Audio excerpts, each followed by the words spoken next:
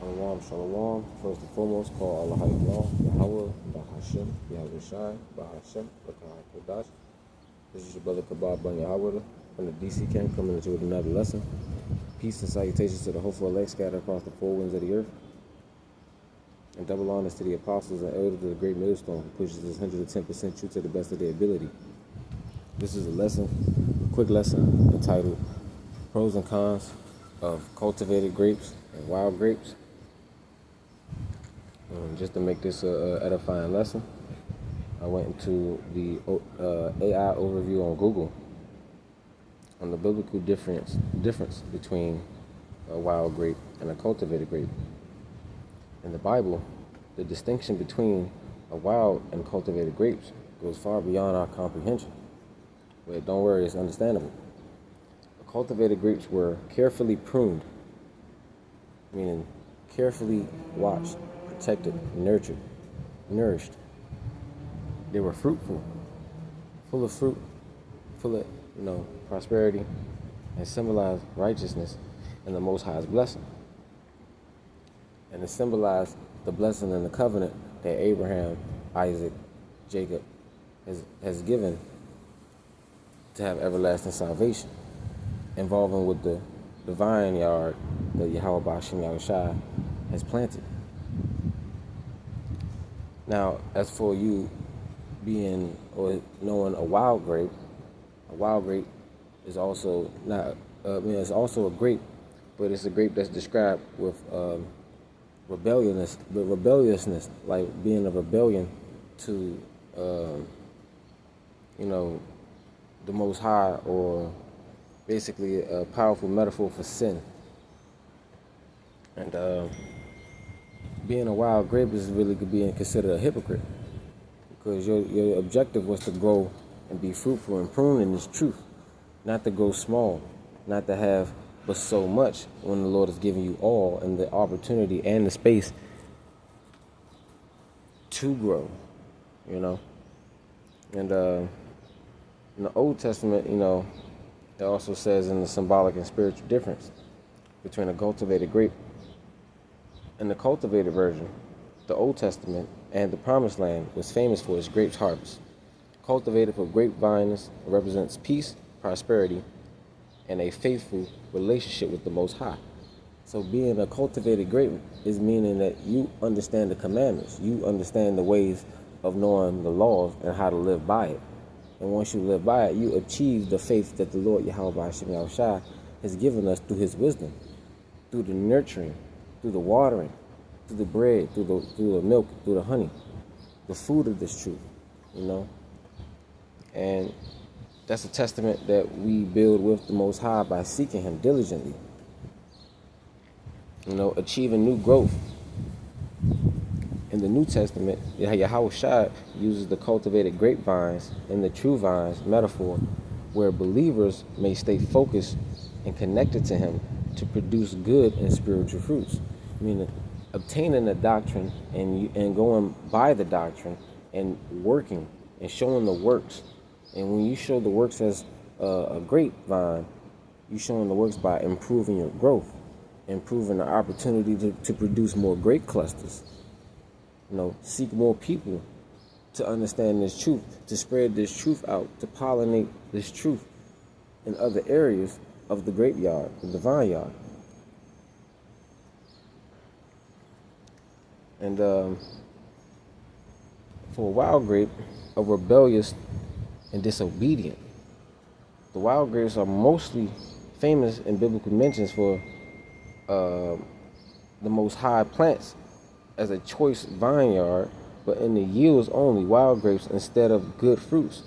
This serves as a symbol of the nation of Israel, who, despite the Most High's careful nurturing, responded in injustice, law-breaking, and bloodshed instead of righteousness. Meaning you took the other hand of the side of this vineyard, which is not nurturifying. It's not It's not nutritious for you. It's not nurturifying anything. It's not giving you the satisfaction that you need to grow.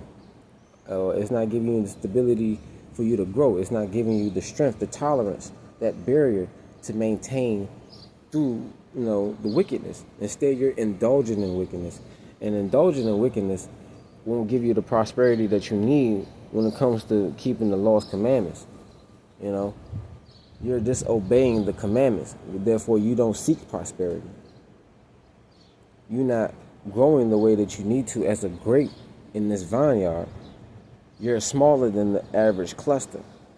You know, and the Lord is seeking for a healthy vineyard, the way He nurturify. He gives nutrients to us as Israelites in this ministry and also throughout the world. You know, and I had some scriptures to back that up. Just that way, I'm not speaking too much.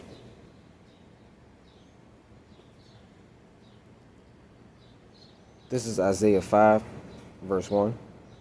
Now I will sing to my well-beloved a song of my beloved touching his vineyard. My well-beloved have a vineyard and is very fruitful hill.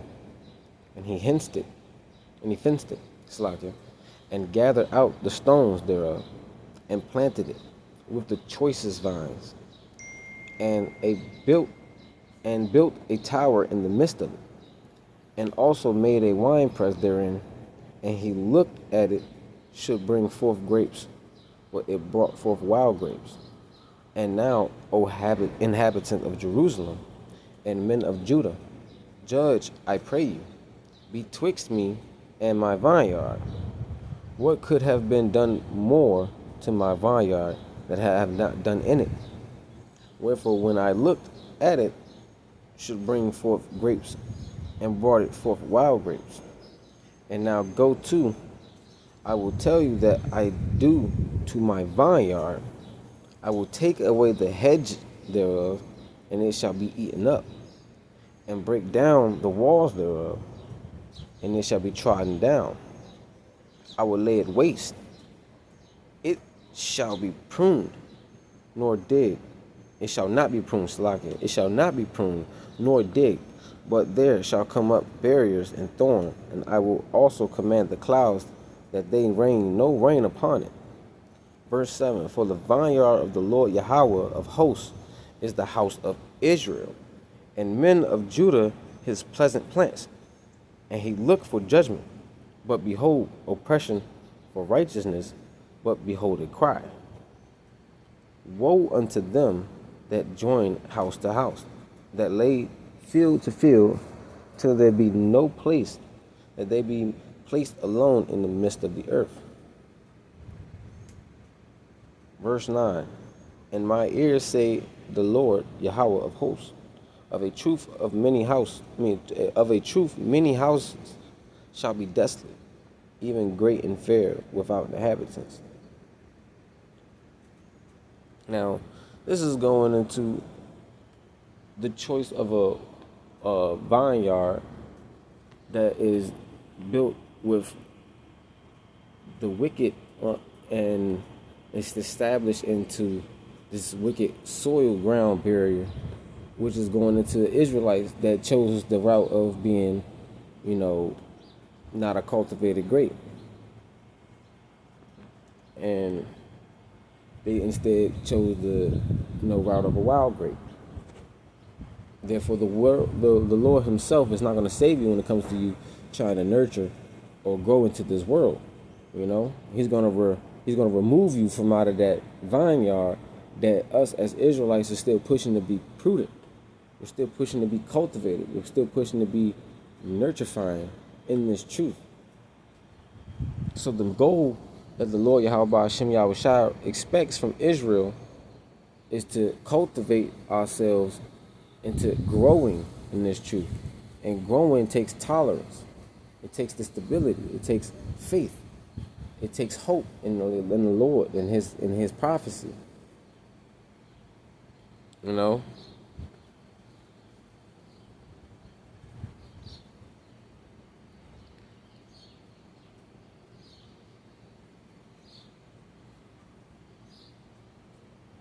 I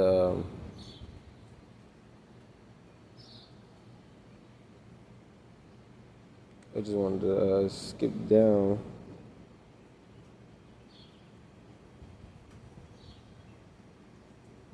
a couple scriptures just to make this video not too long. I just want to end out with a couple scriptures.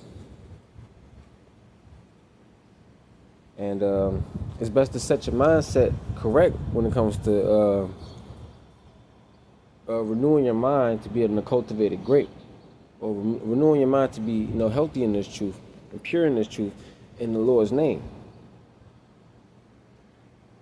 Isaiah 5 verse 19 said that say, let him make speed and hasten his work, that we may see it, and let the counsels of the Holy One of Israel draw nigh and come, that we may know it. Basically, you have to show your growth in this truth.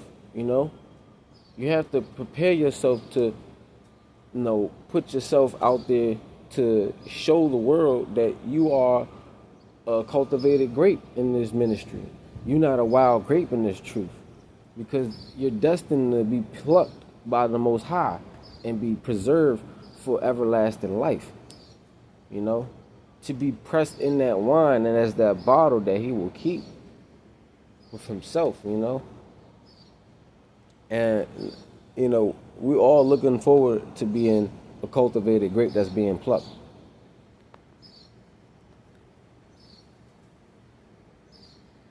Because again, He's not plucking no wild grapes. He's not plucking the ones that disobeys or despise this truth. Verse 20, woe unto them that call evil good and good evil, that put darkness for light and light for darkness, that put bitter for sweet and sweet for bitter. Verse 21, woe unto them that are wise in their own eyes and prudent in their own sight. So it's best for you to seek this truth, seek to be diligent, and remain a cultivated grape. Otherwise, so it's different than a wild grape, and you're destined to be taken out the vineyard of the holy ones of Israel. So hopefully this was an edifying lesson. This is your brother Kabab Ben Yahweh from the DC camp. Call Allah Hayam Lord, Yahweh Bahashem Yahushai, Bahashem Kaha Kodash. Double honor to the apostles and elders, a great millstone who pushes the 110% truth to the best of their ability. Peace and salutations to the hopeful elect scattered across the four winds of the earth. Till next time, this is your brother Kabab Ben Yahweh. Shalom, shalom, shalom.